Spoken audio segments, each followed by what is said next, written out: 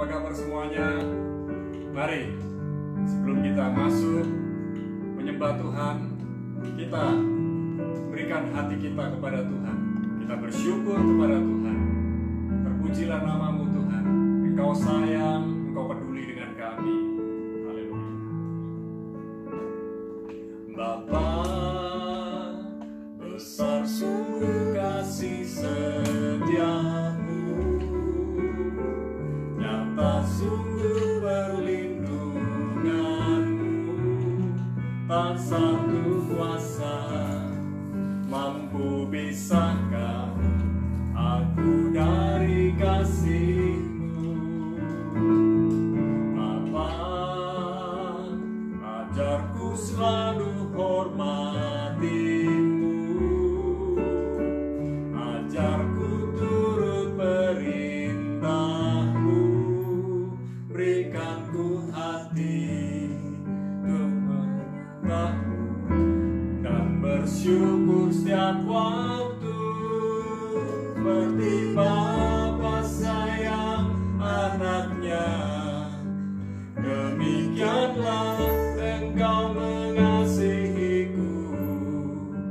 Kau jadikan biji matamu, Kau berikan semua yang ada padamu, seperti Bapa sayang anaknya, demikianlah Engkau mengasihiku. Hari depan indah Kau beri, rancangan-Mu yang terbaik bagiku.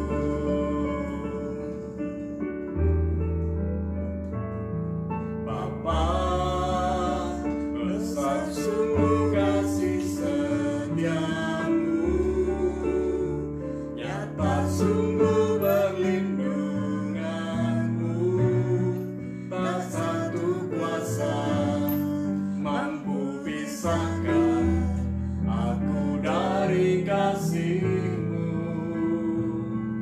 Bapa, ajarku selalu hormati-Mu,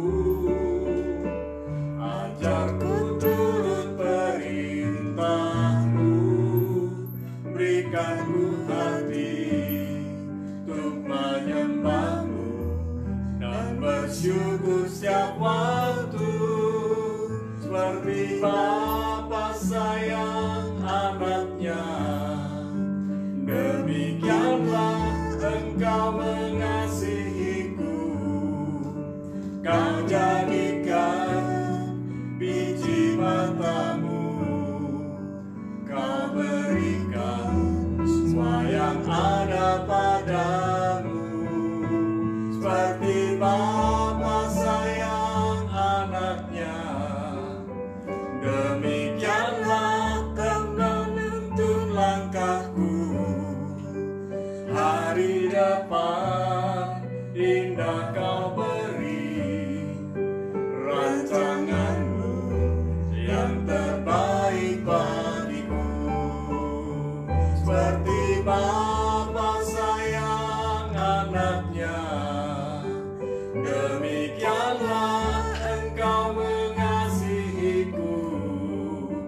Kau jadikan biji matamu, Kau berikan semua yang ada padamu, seperti Bapa sayang anaknya, demikianlah Kau menuntun langkahku. Hari depan indah Kau beri, rancangan-Mu yang terbaik bagiku. Hari depan indah Kau beri, rancangan-Mu yang terbaik bagiku.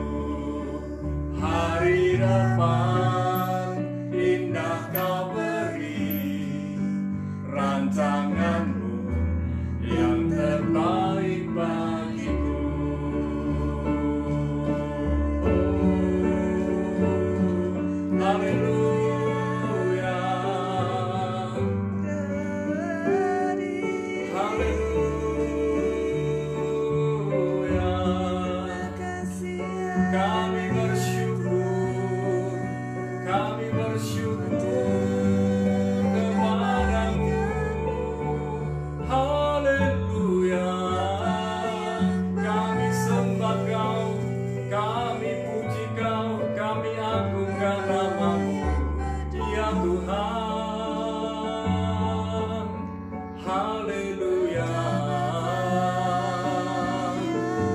mari sembah Dia, mari agungkan Dia.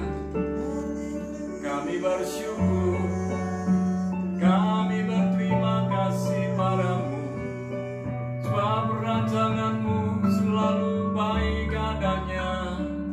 Kami bersyukur, terima kasih Tuhan, Engkau baik, sungguh baik, sangat baik. Haleluya, haleluya, glory bagimu.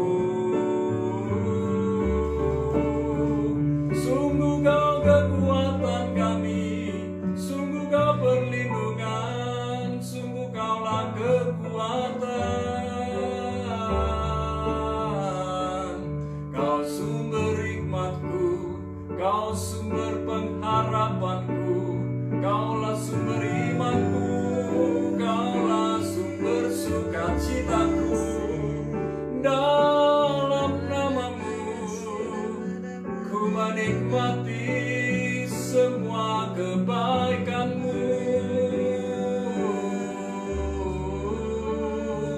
Haleluya, haleluya, haleluya.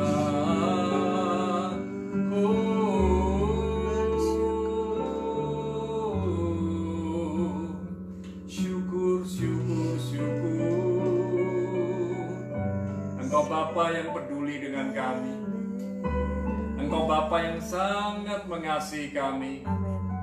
Malam ini kami bersyukur kepadamu ya Tuhan. Rancangan-Mu baik, rancangan-Mu indah. Terpujilah nama-Mu ya Tuhan. Kau sungguh indah, Kau sungguh ajaib. Berfirman buat kami siap mendengar firman, kami siap dikuatkan. Terima kasih ya Bapa. Dalam nama Yesus, dalam nama Yesus. Tolong kami untuk dapat mencerna firman, dapat mengerti firman-Mu, dan dapat melakukan firman. Dalam nama Yesus. Amin. Haleluya. Shalom semuanya. Ya, hari ini kita sedikit terlambat. Tadi saya berkunjung kepada hamba Tuhan yang sedang ada di rumah sakit, yang sedang sakit. Saya mendoakan Pak Rudi dan Bu Emi yang ada di GPI Philadelphia, Rogo Jambi, yang sedang masuk di rumah sakit Gladio. Nah, sebentar kita sama-sama mendengarkan firman Tuhan. Tapi sebelum saya sharing firman Tuhan, mari kekasih Tuhan, jaga kesehatan Anda benar-benar. Dan itulah aset kehidupan kita. Apa yang dipercayakan Tuhan dalam kehidupan kita, supaya kita sehat, supaya kita kuat. Ya, dan kita bersyukur rancangan Tuhan itu baik, rancangan Tuhan itu indah. Terima kasih Tuhan. Haleluya. Nah, siapakah aku ini? Ini yang mau saya sampaikan buat kasih Tuhan. Ya, dari 1 Tawarik 17 ayat 16. Dikatakan demikian, lalu masuklah Raja Daud ke dalam. Kemudian duduklah ia di hadapan Tuhan sambil berkata, siapakah aku ini, ya Tuhan Allah, dan siapakah keluargaku, sehingga Engkau membawa aku sampai sedemikian ini. Nah, dikasih Tuhan sebuah pengakuan dari Daud yang luar biasa. Dia sudah menjadi raja. Nah, pertanyaan saya, apakah Anda menyadari siapa diri Anda? Saya sudah menyadari siapa diri saya, sehingga saya tidak berkompetisi dengan orang lain, saya tidak berlomba dengan orang lain, sebab saya akan menyelesaikan tugas-tugas saya, pekerjaan saya, panggilan saya. Itu tugas Tuhan buat saya. Dan tugas saudara pun sama sebetulnya, menyelesaikan tugas, pekerjaan, pelayanan, tanggung jawab Anda. Jadi setiap orang secara detail punya tugas, pekerjaan, tanggung jawab masing-masing yang Tuhan percayakan kepada setiap orang. Tidak ada yang sama. Walaupun mungkin mirip-mirip, tapi tidak ada yang sama. Karena Tuhan menciptakan kita ini unik, khusus, istimewa, spesial. Dan saudara yang dikasih Tuhan, mari sadari bahwa siapa diri Anda di hadapan Tuhan ini yang akan membawa kita, membawa Anda menikmati rencana-rencana Tuhan. Jadi jangan sampai kita menyimpang dari rencana Tuhan. Dan kalau saudara berpaling ke kiri, ke kanan, saudara akan kecewa. saudara tidak perlu membandingkan diri dengan orang lain karena Anda itu istimewa, Anda khusus. Dan mari kita belajar menyadari siapa diri kita yang sebenarnya di hadapan Tuhan. Dan mari saya mendorong kita tidak berlomba-lomba dengan orang lain. Tidak berlomba-lomba dengan orang lain, tapi berlomba dengan diri kita sendiri, menyelesaikan tugas tanggung jawab kita sendiri. Saya rindu sebelum kita selesai dengan tugas pekerjaan panggilan kita belum pulang ke rumah Bapa. Nah, kasih Tuhan, hal pertama yang perlu kita pelajari, mengapa Daud menaikkan doa, siapakah aku ini Tuhan? Nah, Raja Daud menyadari siapa dirinya dulu dan sekarang. Kalau saudara flashback membaca firman Tuhan dari 1 Samuel pasal yang ke-16, disitulah dimulai Daud diurapi menjadi raja. Dan Daud anak Isai, anak bungsu yang sedang bekerja mengembalakan kambing domba, yang kata kakaknya dalam 1 Samuel 17 yang cuma 2-3 ekor.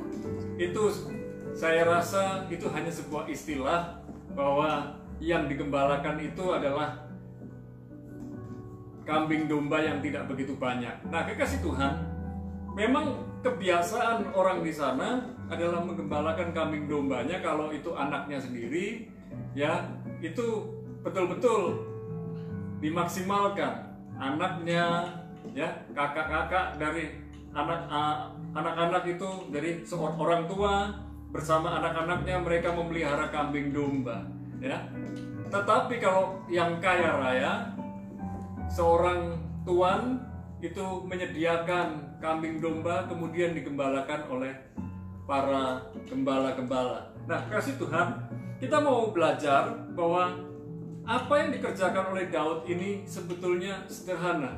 Dulu dia penggembala kambing domba. Dia biasa menggembalakan kambing domba, dan dia benar-benar ketika menggembalakan kambing domba, dia tahu tempat yang berumput hijau, tempat yang berair yang tenang, sehingga dalam Mazmur 23 dia bisa menggambarkan, Engkau adalah gembalaku yang baik, Tuhan adalah gembalaku yang baik. Dan kemudian ketika Daud berperang melawan singa, melawan beruang, dia dengan gagah berani melakukan peperangan itu dengan kekuatan yang datang dari Tuhan. Saudara bisa bayangkan, beruang, kecil-kecilnya beruang pun sudah besar, apalagi beruang yang dewasa. Ya, singa pun besar dan serigala pun besar.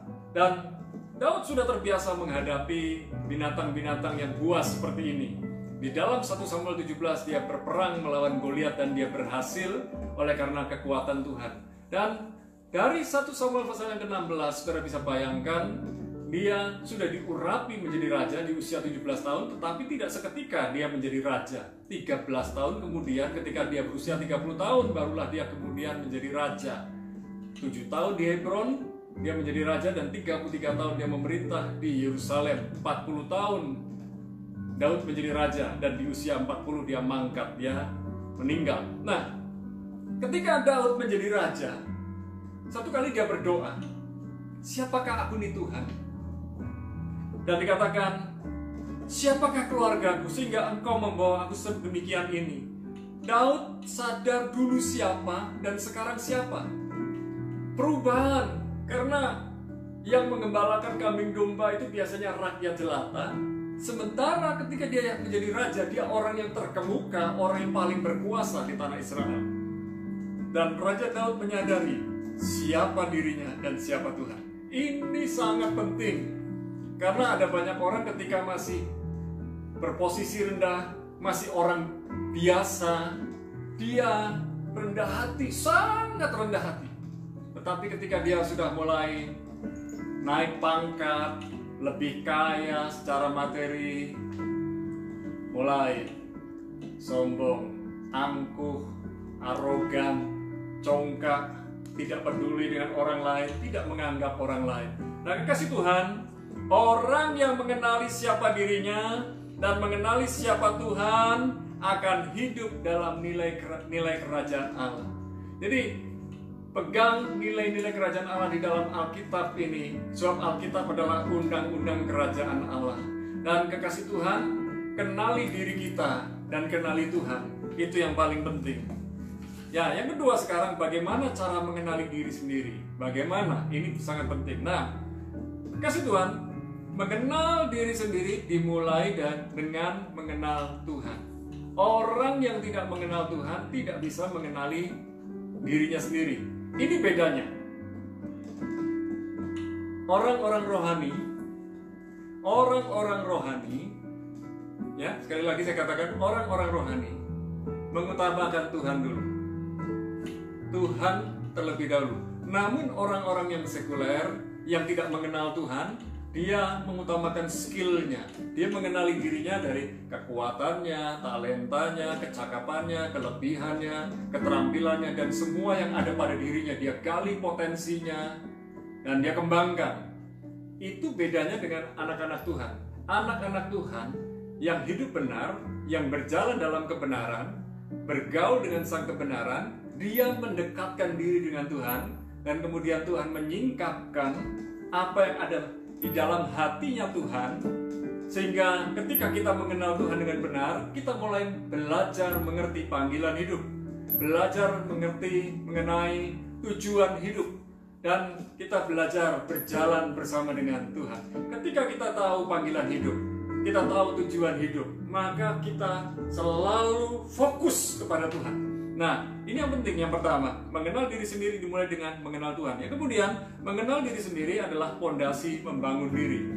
Perhatikan baik-baik, orang yang sedang membangun, khususnya bangunan yang namanya fondasi itu tidak perlu dikasih aksesoris. Ya, yang namanya fondasi itu kalau dari besi tidak perlu dicat besinya lagi, lalu dikasih ornamen-ornamen, aksesoris dan sebagainya. Fondasi itu memang sepertinya nggak kelihatan, tetapi kelihatan ketika bangunan itu semakin ke atas, semakin meninggi, orang sudah tahu, berarti fondasinya semakin dalam.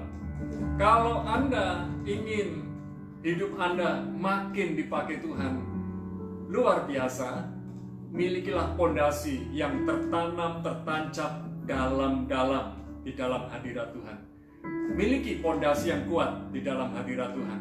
Dan ketika Anda menghadapi badai, menghadapi goncangan, menghadapi fitnahan, menghadapi segala sesuatu yang ada di dunia ini, Anda tidak akan mudah goyah. Anda tidak akan tergoncangkan karena Anda tinggal di dalam kerajaan yang tidak tergoncangkan, yaitu kerajaan Allah. Kalau Anda bergaul dengan Allah, Anda akan memiliki pikirannya Allah. Anda akan berjalan sesuai dengan apa yang menjadi amanatnya Allah. Dan saudara yang dikasih Tuhan, mengenal diri sendiri itu membangun dan menguatkan orang lain. Jadi kalau saudara sudah mulai mengenali diri sendiri, saudara tidak akan menjadi troublemaker, tidak menjadi orang yang suka mengganggu orang lain, tidak menjadi orang yang cari perhatian, tidak menjadi orang yang mengasihani diri sendiri, tidak menjadi orang yang selfish, tidak menjadi orang yang fokusnya diri sendiri, apa-apa diri sendiri, tidak mudah tersinggung, tidak mudah kecewa, tidak mudah kepahitan. Dan saudara yang dikasih Tuhan, orang yang mengenal diri sendiri akan menuntun hidupnya hari demi hari makin melekat dengan Tuhan dan menuju kepada destininya, tujuan hidupnya. Jadi at the end, saya mau bilang, orang yang mengenal dirinya sendiri dimulai dari mengenal Tuhan, kemudian membangun fondasi kehidupan yang benar di dalam hadirat Tuhan, dan lewat kehidupannya dia akan membangun dan menguatkan orang lain, sehingga ketika dia berjalan di dalam destininya, orang akan melihat makin hari kita makin naik dan bukan turun.